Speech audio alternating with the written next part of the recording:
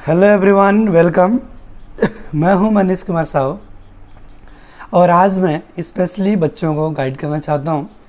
और ये मेरा गाइडेंस है क्लास 10th पास से लेकर पूरे कॉलेज तक पूरी कंप्लीट स्टडी के लिए डिटेल गाइडेंस करने वाला हूं आज।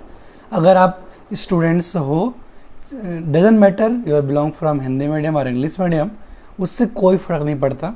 बोथ मीडियम के स्टूडेंट्स, आप सीजी से हो, सीबीएसई हो, आईएफसी को, किसी भी बोर्ड से हो, डजंट मैटर, आप सारे स्टूडेंट्स के लिए मेरा ये गाइडेंस सही रहेगा।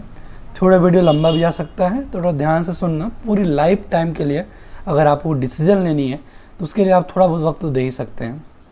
देखिए, बात यह आती है कि अगर हम लोग जब पढ़ाई की स्टडी करते हैं, आप बच्चे होते हो, तो जैसे आपने 10th पास किया, ठीक है, तो उस समय आपको उतना नॉलेज हो नहीं पाता है, ठीक है, कि आप किस सब्जेक्ट को लेके आगे बढ़ो। तो क्या होता है कि कोई कोई बच्चे ना दोस्ती यार के चक्कर में पड़ जाते हैं। अब भाई ले रहा है ना, मेरा दोस्त ले रहा है साइंस मैथ ले रहा है तो मैं भी लूँगा मैथ्स। वो साइंस लिया, वो साइंस लिया तो मैं भी लूँगा, बायोलॉजी लिया मैं भी लूँगा। अरे भाई, ऐसा कुछ नहीं है।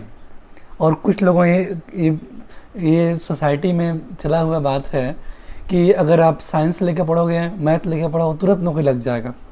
आर्ट्स लेके पढ़ोगे तो बिल्कुल नहीं लगेगा, जल्दी नहीं लगेगा, समाज में इज्जत नहीं मिलेगा। ऐसा कुछ भी नहीं है। आज मैं आपको धीरे धीरे पूरी बात क्लियर करूँगा, ठीक है।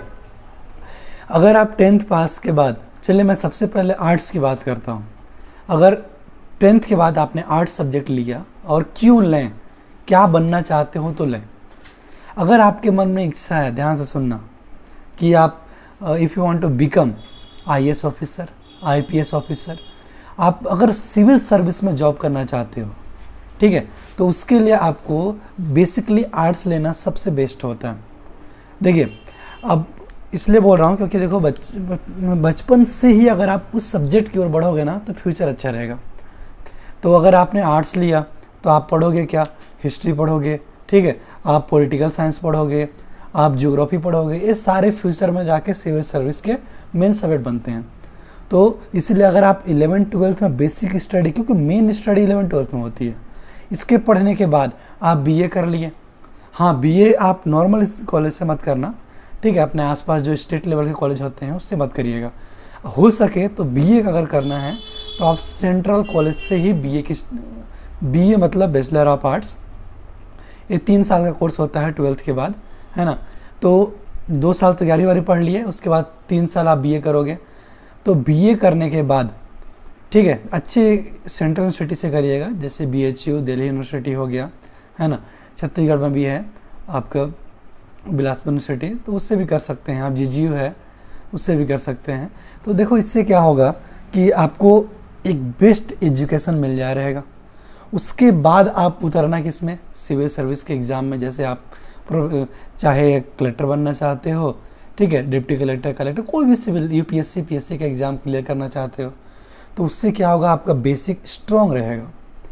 आप सोच के देखो, आप ग्रेजुएशन उसी सब्जेक्ट से करके गए हो, और वहीं जो बंदा साइंस लेके गया है, बायोलॉजी लेके गया है, वो वहाँ से पहुँचा, बायोलॉजी पढ़ा था, वो तो कभी पढ़ा ही नहीं था, हिस्ट्री, पॉलिटिकल साइंस, ज्योग्राफी, उसको शुरू से पढ़ना पड़ेंगे। तो उसमें आप उनसे 2 कदम आगे रहोगे और आपकी जॉब की अपॉर्चुनिटी बढ़ जाती है, ठीक है। हाँ, आप एक काम में और भी कर सकते हो, जैसे आप सिविल सर्विस की तैयारी करते करते आप मास्टर डिग्री कर लीजिए, एमए कर लीजिए। उसके बाद आप और अच्छा, अगर कॉन्सेप्ट अच्छा पकड़ा है तो आप नेट के प्रिपरेशन कर लीजिए उसी में, ठीक है। यूजीसी नेट क्लियर करके आप प्रोफेसर भी बन सकते हैं अगर आपकी इच्छा हो तो।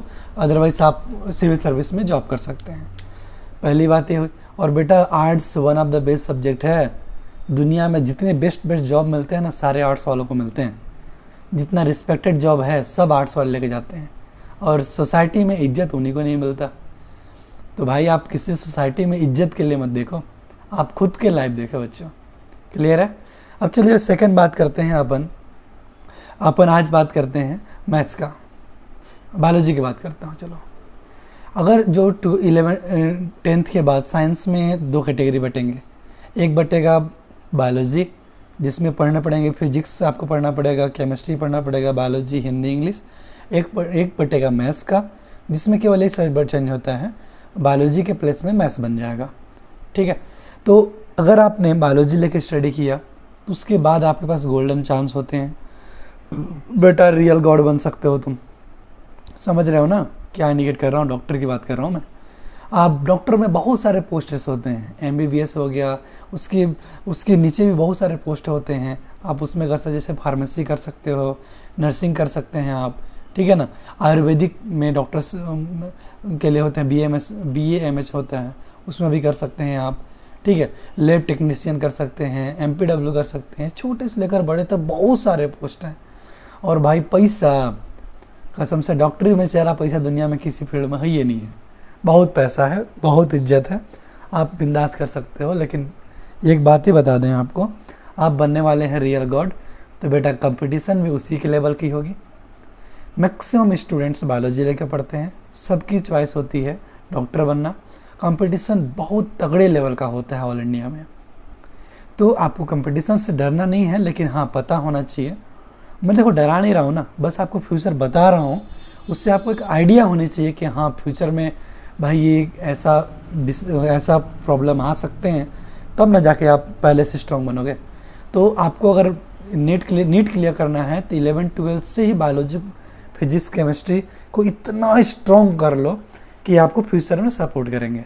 और न्यूमेरिकल और बेसिक कॉन्सेप्ट पर थोड़ा ज़रा फोकस करना, ये रही बात, ठीक है। एम्स से कर लेना ज़रा बेस्ट होता है, दिल्ली में है। और इसके बाद है मैथ्स वाले, अगर आप मैथ्स लेके स्टडी किए हो तो ठीक है। अगर आपने 11-12 में मैथ्स लिया, मैथ्स के बच्चे इतने कम कैसे हो जा रहे हैं, समझ में नहीं आता भाई।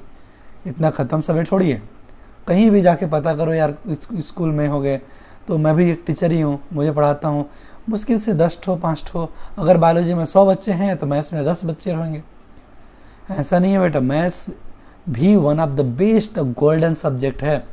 क्रीम स्टूडेंट्स मैथ्स पढ़ते हैं, ऐसा मेरे टीचर ने कहा था जब मैं 11th क्लास में था कि बेटा you are a golden student, you are a cream student of the school because you have taken mathematics. Mathematics की बुक होती है ना, ये पूरे माइंड खोल के रख देता है, ठीक है। तो मैंने आपको बोलूँगा अगर 11-12 में मैथ्स लिया तो उसके बाद आप मैथ्स लेने के बाद IIT JEE क्लियर कर सकते हो। एक अच्छे इंजीनियर, एक अच्छे लेवल के इंजीनियर बनने का मौका मिलता है। आपने केजरीवाल का नाम सुना होगा ना, ज़रूर सुना होगा बेटा, दिल्ली हिला कर पूरे इंडिया हिला दिया रहा है ना। बंदा क्या है, IITian है ना, वो भी मैथ्स लेके ही किया था। तो कहना ही चाहता हूँ कि आपका माइंड डेवलप होता है। अगर आपने मैथ्स लिया है उसके बाद अगर आप इसमें जाते हैं ना सिविल सर्विस के फील्ड में, तो भी अच्छा है, क्योंकि 12 तक मैथ्स लिए हो, माइंड इतना ओपन हो जाएगा ना, इतना ब्रॉड हो जाएगा, आप थिंकिंग हाई लेवल कर सकते हो, ठीक है। आपने एक बात सुना होगा ना कि दुनिया में हर जगह इंजीनियर वाले घुस जाते हैं, ठीक है, चाहे कोई भी जॉब हो। बेटा सच बात है, क्योंकि उनकी दिमाग इतनी ओपनली हो जाते हैं, सारे मैथ्स के बंदे होते हैं।